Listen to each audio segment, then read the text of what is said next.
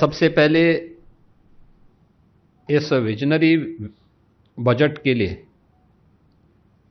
आदरणीय प्रधानमंत्री जी के प्रति आभार व्यक्त करता हूं और केंद्रीय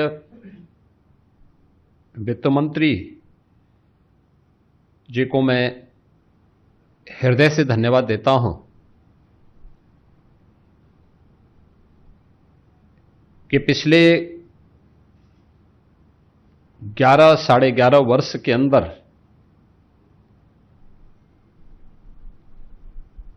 हमने आदरणीय प्रधानमंत्री जी के नेतृत्व में जो यात्रा तय की है उसकी बदौलत जो नीतियां तय हुई, योजनाएं केवल कागजों तक सीमित नहीं होंगी बल्कि जमीनी धरातल पर उसका इंपैक्ट होगा। आज उसी का परिणाम है कि 11 वर्ष में 25 करोड़ से अधिक की आबादी गरीबी रेखा से उबर करके आत्मगौरव के साथ भारत की प्रगति में अपना योगदान दे रहे हैं।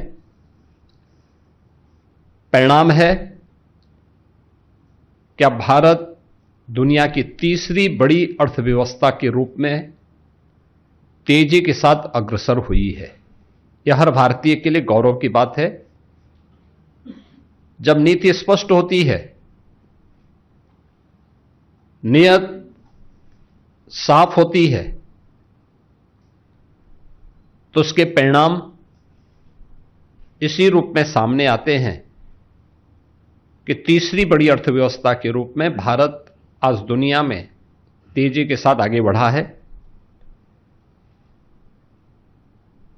पिछले 11 वर्ष में हम सब ने इस बारे में देखा है कि प्रधानमंत्री जी का हर भारतवासी के प्रति सदैव यह आग्रह रहा है कि हमें नेशन फर्स्ट के भाव के साथ काम करना चाहिए और उसमें केवल अपने अधिकार की ही हम बात न करें बल्कि अपने कर्तव्यों की भी हम बात करें। याद करें जब 2015 में प्रधानमंत्री जी ने 26 नवंबर की तिथि को संविधान दिवस के रूप में घोषित किया था, तो उन्होंने देश भर में इस बात की चर्चा के लिए आह्वान किया था कि हम मौलिक अधिकारों की बात तो करते हैं लेकिन अपने मूल कर्तव्यों की चर्चा नहीं करते। विधायिका के साथ साथ अन्य मंचों पर हर नागरिक के कर्तव्य क्या हैं राष्ट्र के प्रति, समाज के प्रति, और ये पहला बजट है जो कर्तव्य भवन से बन करके सामने आया है। हर भारतीय को अपने कर्तव्यों का एहसास कराने के लिए भी यह बजट आग्रह कर रहा है, जिसमें राष्ट्र के प्रति कर्तव्यबोध और भविष्य की जिम्मेदारी भी इस बजट में हम सबके सामने दिखाई देती है।